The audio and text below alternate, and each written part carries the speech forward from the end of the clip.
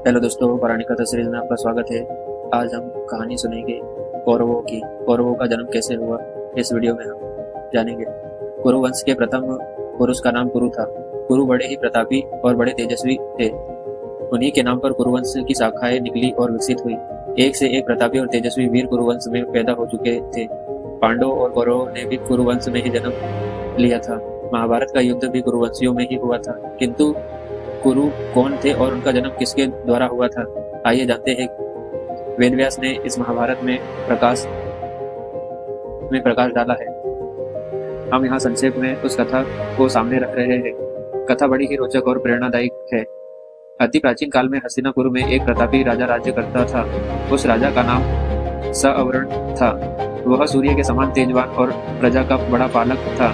स्वयं कष्ट उठा लेता था, पर प्राण देकर भी प्रजा को कष्टों से दूर करता था। सवर्ण सूर्यदेव का अनन्य भक्त था। वह प्रतिदिन बड़ी ही श्रद्धा के साथ सूर्यदेव की उपासना किया करता था। जब तक सूर्यदेव की उपासना नहीं होती थी, तब तक वह जल का एक घूंट भी कंठ के नीचे नहीं उतारता था।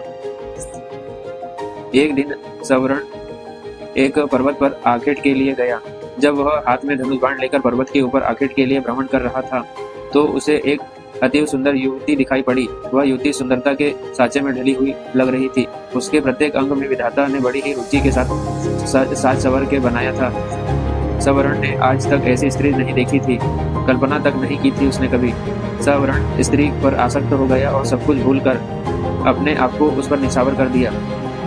वह उसके पास जाकर त्रसित नेत्र से उससे देखता हुआ बोला, तनुवकी, तुम कौन हो? तुम देवी हो, गंधर्व हो या किन्नरी हो? तुम्हें देखकर मेरा चित्त विचलित हो उठा। तुम मेरे साथ गंधर्व विवाह करके सुखोपभोग करो। उस युवती ने सवर्ण की बात का कुछ भी उत्तर नहीं दिया। कुछ क्षणों तक सवर्ण की ओर देखती रही, फिर अदृश्य हो गई। युवती के अदृश्य हो जाने पर सवर्ण अत्यधिक आकुल हो गया। वह धनुष बाण फेंककर उन्मत्तों की भांति विलाप करने लगा। सुंदरी, तुम कहाँ चली गई? जिस प्रकार सूर्य के बिना कमल मुरझा जाता है और जिस प्रकार पानी के बिना पौधा सूख जाता है, उसी प्रकार तुम्हारे बिना मैं जीवित नहीं रह सकता हूँ। तुम्हारे सौंदर्य ने मेरे मन को चुरा लिया। तुम प्रकट होकर मुझे बताओ कि तुम कौन हो और मैं तुम्हें किस प्रकार पा सकता हूँ। युवती पुनः प्रकट हुई। वह सवर्ण की ओर देखती हुई बोली, राजन, मैं स्वयं आप पर मुग्ध हूँ, पर मैं अपने पिता की आज्ञा के वश में हूँ। मैं सूर्यदेव की छोटी पुत्री हूँ। मेरा नाम तप्ती है। जब तक वह मेरे पिता आज्ञा नहीं देंगे, तब तक आपके साथ मैं विवाह नहीं कर सकती हूँ। यदि आपको मुझे पाना है तो मेरे पिताजी को प्रसन्न कीजिए। युवती अपने कथन को समाप्त करते हुए पुनः अदृश्य हो गई। सवर्ण पुनः उन्मत्तों की भांति भांति विलाप करने लगे। वह आकुलित होकर पृथ्वी पर गिर पड़ गए और ताप्ती ताप्ती पुकार के पर्वतों को ध्वनित करने लगे। सवर्ण ताप्ती को पुकारते पुकारते धरती पर गिर पड़े और बेहोश हो गए। जब तक उसे होश आया तो पुनः ताप्ती की याद आती और उसका कथन, यदि मुझे पाना चाहते हैं तो मेरे पिता सूर्यदेव को प्रसन्न कीजिए। उनकी आज्ञा के बिना मैं आपसे विवाह नहीं कर सकती। सवर्ण की रगों में विद्युत सी तरंग दौड़ उठी। वह मन ही मन सोचता रहा, वह ताप्ती को पाने के लिए सूर्यदेव की आराधना करेगा। उन्हें प्रसन्न करने में सब कुछ भूल जाएगा। सवर्ण सूर्यदेव की आराधना करने लगा। धीरे धीरे सालों बीत गए। सवर्ण तब करता रहा। आखिरकार सूर्यदेव के मन में सवर्ण की परीक्षा लेने का विचार उत्पन्न हुआ। रात का समय था। चारों ओर सन्नाटा छाया हुआ था। सवर्ण आंखें बंद किए हुए ध्यानमग्न बैठा था। सहसा उसके कानों में किसी की आवाज पड़ी, सवर्ण, तू कहाँ है? तू यहाँ तप में संलग्न है। तेरी राजधानी में आग लग रही है। सवर्ण फिर भी चुपचाप अपनी जगह पर बैठा रहा। उसके मन में रज्जमात्र भी दुख पैदा नहीं हुआ। उसकी कानों में पुनः दूसरी आवाज पड़ी, सवर्ण, तेरे कुटुंब में सभी लोगों की आग में जलकर मृत्यु हो गई है। किंतु फिर भी वह हिमालय सा दृढ़ होकर अपनी जगह पर बैठा रहा। उसके कानों में पुनः तीसरी बार कंठ स्वर पड़ा, सवर्ण, तेरी प्रजा अकाल मृत्यु मारी जा रही है और जलकर भस्म हो रही है। तेरे नाम को सुनकर लोग थू थू कर रहे हैं। फिर भी वह दृढ़तापूर्वक तप में लगा रहा। उसकी दृढ़ता और सूर्यदेव प्रसन्न हो उठे और उन्होंने प्रकट होकर कहा, सवर्ण, मैं तुम्हारी दृढ़ता पर मुग्ध हूँ। बोलो, तुम्हें क्या चाहिए? सवर्ण सूर्यदेव के प्रणाम करता हुआ बोला, देव, मुझे तुम्हारी पुत्री ताप्ती को छोड़कर और कुछ नहीं चाहिए। कृपा करके मुझे ताप्ती को देकर मेरे जीवन को कृतार्थ कीजिए। सूर्यदेव ने प्रसन्नता की मुद्रा में उत्तर दिया, सवर्ण, मैं सब कुछ जानता हूँ। ताप्ती भी तुमसे प्रेम करती है। ताप्ती तुम्हारी ही है। सूर्यदेव ने अपनी पुत्री ताप्ती का सवर्ण से विवाह कर दिया। सवर्ण ताप्ती को लेकर उसी पर्वत पर रहने लगे और राग रंग में अपनी प्रजा को भी भूल गए। सवर्ण के राज्य में भीषण अकाल पैदा हुआ।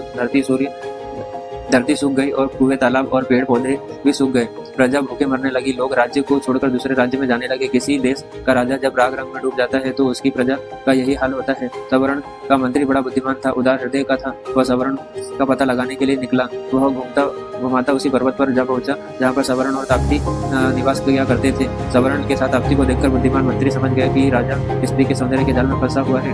मंत्री ने बड़ी ही बुद्धिमानी के साथ काम लिया। उसने सवर्ण को वासना के जाल से छुड़ाने के लिए अकाल की आग में जलते हुए मनुष्य के चित्र बनाए और उस चित्र को लेकर सवर्ण के सामने उपस्थित हुआ। उसने सवर्ण से कहा कि महाराजा, मैं आपको चित्र की एक पुस्तिका भेंट करना चाहता हूँ। मंत्री ने चित्रों की वह पुस्तक सवर्ण की ओर बढ़ा दी। सवर्ण पुस्तक के पन्ने उलट पुलट कर देखने लगा। किसी पन्ने में मनुष्य पेड़ और पत्तियां खा रहे थे और किसी पन्ने में माताएं अपने बच्चे को कुएं में फेंक रही थी। किसी पन्ने में भूखे मनुष्य जानवरों को कच्चा मांस खा रहे थे और किसी पन्ने में प्यासे मनुष्य हाथों में कीचड़ लेकर चाट रहे थे। सवर्ण चित्र को देखकर गंभीरता के साथ बोला, यह किस राज्य की प्रजा का दृश्य है? मंत्री ने बहुत ही धीमे और प्रभावपूर्वक स्वर में उत्तर दिया, उस राजा का नाम सवर्ण है।